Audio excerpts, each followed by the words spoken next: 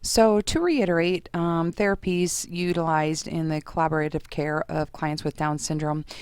To reiterate, a lot of times we see congenital heart anomalies associated with Down syndrome.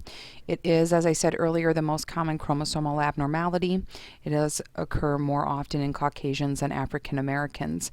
So when we're thinking about care across the pediatric lifespan, really I think the focus that we're seeing with our clients with Down syndrome is mainstreaming and getting them involved in society, in schools, in activities, things such as that. When we talk about other therapeutic management, surgery to correct the anomalies, 40 to 45% of clients with Down syndrome do have heart defects, and they're most oftentimes septal defects. Oftentimes we do see an altered immune function, so their body actually ages more quickly than people that are healthy and well. They have antoaxial instability, or instability of the first and second cervical vertebrae.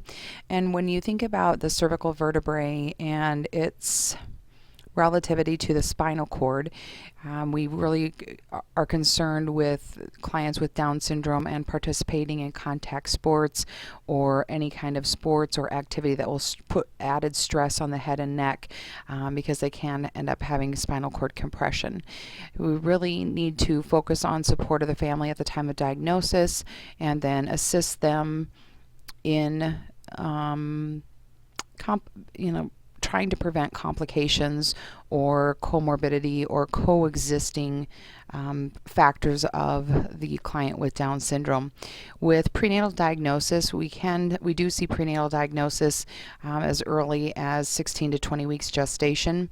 There are different types of genetic testing that can be done.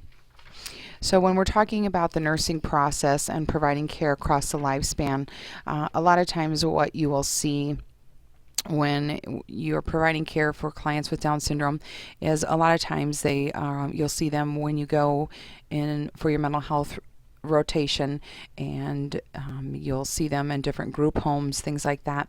So the community does take an active role in the mainstream of clients with Down syndrome. The nursing care, you need to remember that oftentimes they will have other coexisting conditions, such as the congenital heart anomalies, hypothyroidism. So making sure that you understand the medication regime that they are on, providing education to the family across the lifespan. They do have a shortened lifespan. Obviously, it's much better than it was, 20 or 30 years ago. So you will be encountering older clients with Down syndrome as well. So your next question, the nurse is discussing sexuality with parents of an adolescent girl with moderate cognitive impairment. What should the nurse consider when dealing with this issue?